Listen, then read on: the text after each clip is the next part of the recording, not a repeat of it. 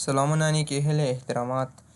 په تېره ورځ کې مو په سیټینګ کې پرسونالایزیشن باندې یو څه کار ترسره کړ. نن راځو په پرسونالایزیشن کې فاته برخې وایو. پرسونالایزیشن ته راځو او دلته راځو تر لاک سکرین پورې مو ویلی وو چې دا هغه دنده ترسره کوي کوم چې ستاسو کمپیوټر لاک یا قلف وي.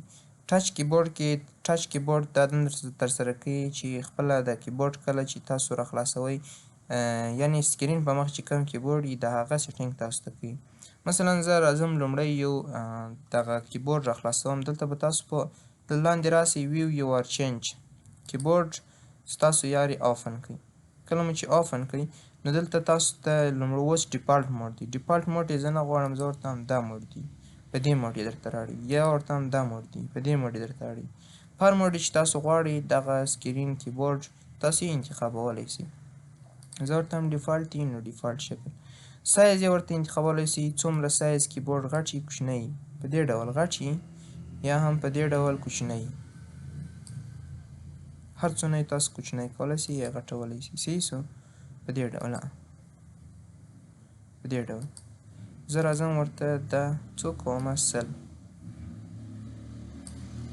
نو دا سو د سایز کیبورډ سایز. او همدارنګه بیرته راځم کیبورډ بیرته اپ کومه کې بیکګراوند دغه بیکګراوند دغه ښیي، یعنې په بیکګراوند کې دغه کیګانې فعال یي یا نه یي فعال هغه درته ښیي. نو زه راځم دا بیرته داسې کومه. بل ټایپینګ سیټینګ وایو. اوپن کیبورډ خو یو کیبورډ اوپن کوي. بل ټایپینګ کې تاسو کولی شئ چې دلته دغه ټیکس درته وښیي کوم چې تاسو ټایپ کوئ په فزیکل کیبورډ کې. صحیح شو؟ کوم چې ستاسو د کمپیوټر سره دی نو هغه تاسو ته درته وښیي، هغه تاسو آن کولی شئ. یا هم که چیرې غواړئ چې تاسو مولټي لانګویج یعنې زیات ژبې باندې تاسو ټیکس ولیکئ، د هغه سجیشن یا مشورې درته راوړي. کوم چې تاسو لیکئ د هغه پریفرمنس یا هغه نور معلومات درته راوړي. بل اټو کریکټ میسیفل ورډز، یعنې هغه کم دغه چې دی مثلا کم ورډونه یا لغتونه چې تاسو لیکئ نو هغه که چیرې یو توري یا دوه توري تاسې ولیکئ نو هغه کمپیوټر خپله درپسې پوره کوي. که چیرې تاسو ټپ بټن یا انټر بټن کښېکاږئ. صحیح شو؟ یعنې که چیرې تاسو غلط یي هغه تاسو ته پوره کوي. هایلایټ مینس ورډ، یعنې هغه ورډونه چې تاسو په کمپیوټر کې مخکې دغه کړي دي ثبت کړي دي او هغه هایلایټ کوي درته. مخکې په کمپیوټر کې د کمپیوټر په وینډوز کې داسې ورډونه یا لغتونه شته چې هغه تیار پکښې ثبت دي، هغه ماسې انټر یا ټپ بټن ته دغه ورکول کېږي. یو یا دوه توري ولیکئ نور ټوله خپله پوره کېږي. ټایپینګ انسټا، تاسو کولی شئ دلته هغه خپل د ټایپینګ په اړه معلومات وګورئ چې ستاسو ټایپینګ څومره تیز دی او څومره نه دی تیز، یا څومره ورډونه تاسو کولی شئ چې ولیکئ یا ونه لیکئ. صحیح شو؟ بل راځو بیرته ټایپینګ ته. ټایپینګ کې بل اډوانس کیبورډ سیټینګ باندې کلیک کوو. دلته تاسو خپل د کیبورډ اډوانس سیټینګ ورته کولی شئ چې دا دې په ډیسکټاپ بار باندې پروت وي یا دې همدلته په مختلفو انپوټ میتودو باندې دغه اپونه هر اپ د وینډوز دی چې سي راخلاص وي. یا لانګویج بار آپشن، تاسو دلته لانګویج بار آپشن دغه دنده ترسره کوي او دا بیا په ټایم ان لانګویج کې وایي. اوس راځو بیرته پرسونالایزیشن ته. پرسونالایزیشن کې مو په ټچ کیبورډ باندې کار ترسره کوي چې همدغه یو څو آپشنونه یې ښه. بل راځو دلته وایو چې سټارټ بټن. سټارټ دغه بټن درته ښیي. سټارټ بټن دا دې کم دلته چې اپلیکیشنونه دا یې درته وښیي یا دې ونه ښیي. زه ورته هم نه دې ښیي په دې ډول. صحیح شو؟ اوس خو دا ښودل سوې ده. زه ورته هم د سټارټ بټن آن کړئ یا یې آن کوي یا یې بیرته اپ کوي. صحیح شو؟